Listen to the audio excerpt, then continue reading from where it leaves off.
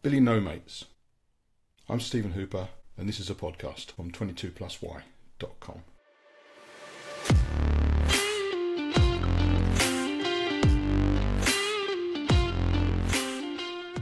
So, Billy No Mates. Most of us know somebody that we could easily apply the label Billy No Mates to, but it's actually applied to me and I apply it to myself. First of all, I've never been particularly popular. I'm 63 now. As a kid, obviously I had friends and I'd go out and play with friends and the like. But as I grew older, I found myself doing more and more solo things. I found myself spending more and more time on my own.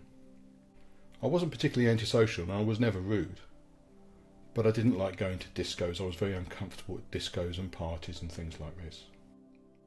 As I grew into adulthood, I had a few good friends. I didn't have a lot of friends. I used to go to the pub a lot. I guess I had some issues that I found the pub was a comfortable place to be. And I started underage drinking, quite heavily.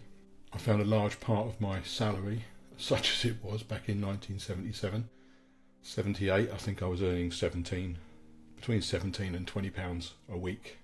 I found quite a large part of it going on draft Guinness and Pernod and Blackcurrant.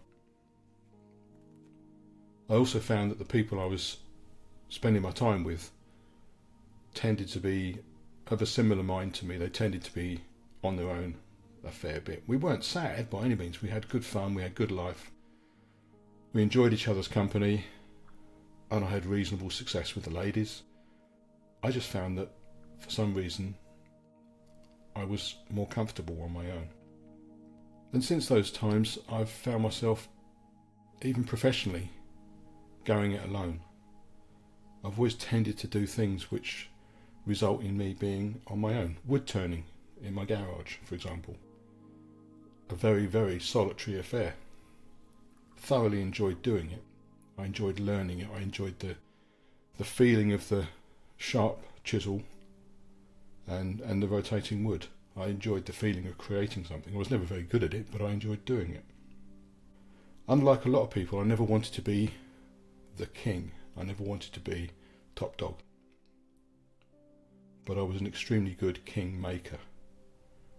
I was the person that could manipulate things and drive things in a particular way such that certain outcomes would arise.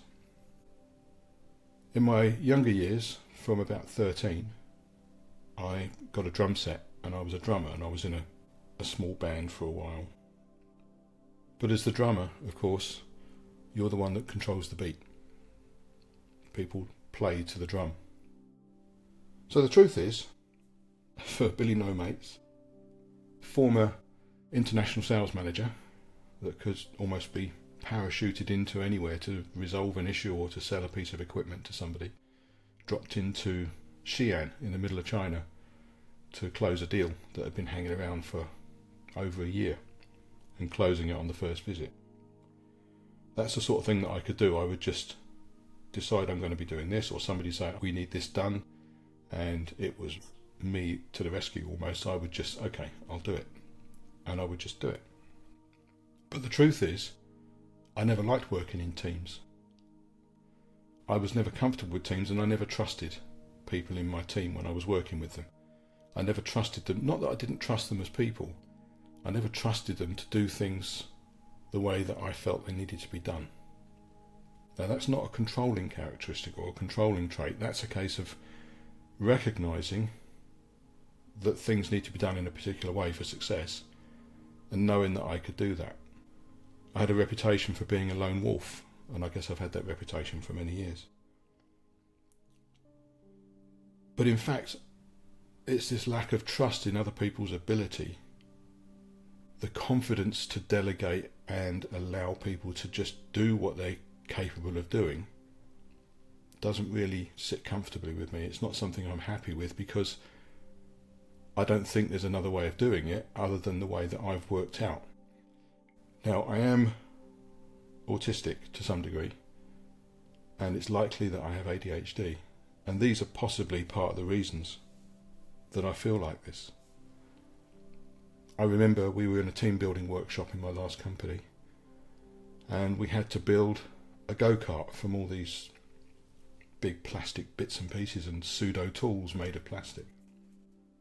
The team that I was in had some people from accounts, men and women, some people from different departments around the business. And it was supposedly, we were all supposed to work on this together and get to know each other. I mean, I'll be perfectly honest, I find a whole load of it is just total BS.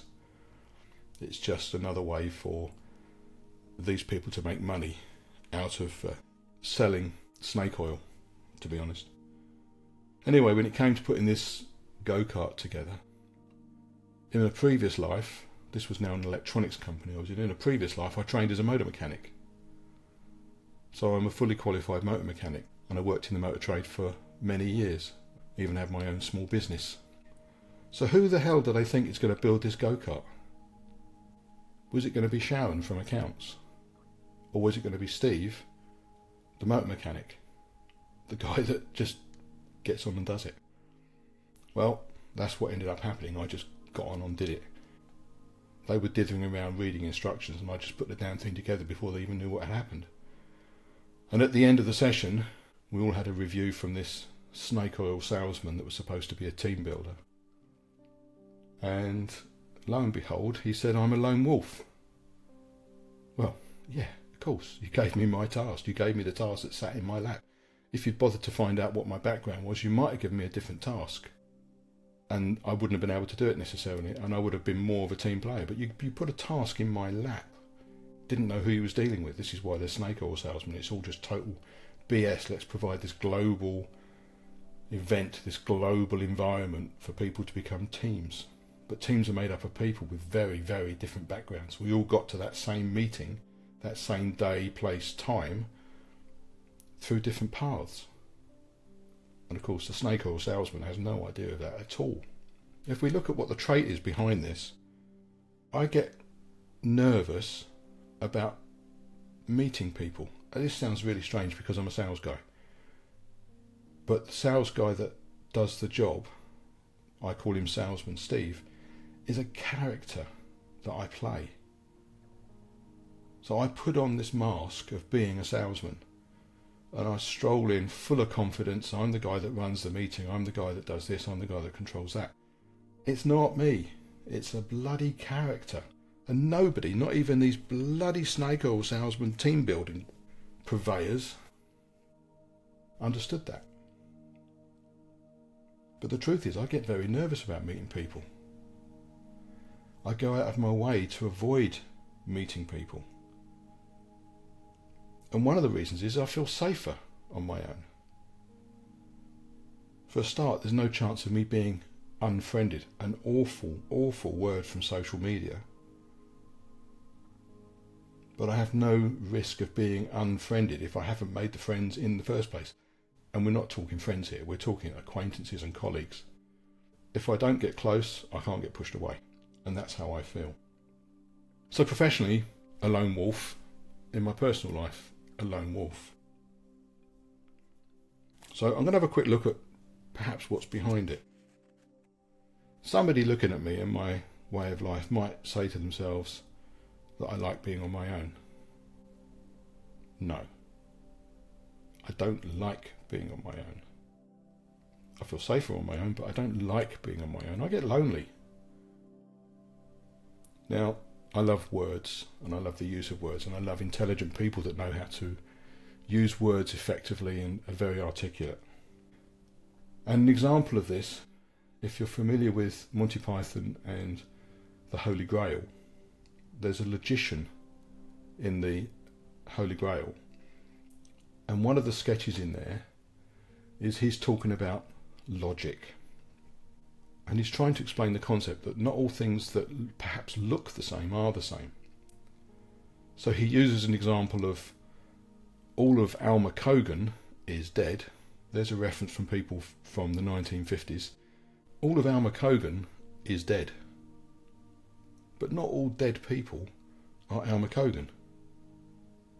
So this is the logic where people try to apply the fact that I'm on my own, and I don't kick up a fuss about being on my own, therefore I like being on my own. Another example from the same sketch is that all mackerel are fish, but not all fish are mackerel. It's the same concept. You can't take one characteristic, one trait, one feature, and then apply a global definition to it. So the perception of me liking being on my own is wrong, but people don't get beyond that to make a decision and to make an assumption about me. And it's likewise with other people that they would label Billy No Mates. I mentioned earlier that I'm on the autistic spectrum, probably with ADHD. I cannot abide shallow, celebrity-based bullshit. Nothing irritates me more than all this celebrity bullshit with no depth to it whatsoever. It's just fame for being famous. And so I try to avoid it. And the way to avoid that is to keep away from people that are involved in that at the time. And that may be physically keep away from them, or just take myself away from them in my head and do something else. So I prefer to avoid being in a situation where this shallow bullshit is going on around me. And that results in me being on my own. Another thing that I don't particularly like are distractions. I get engrossed in things. It may be something on the computer, it may be watching something on TV. If I'm watching something on TV, you can be damn sure I want to hear what's going on TV as well.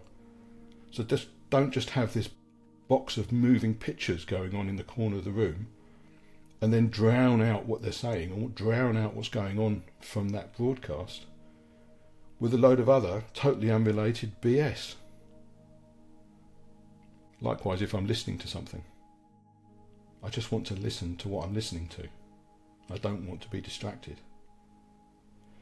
And because of that, I tend to be on my own. And people may see this as me preferring my own company.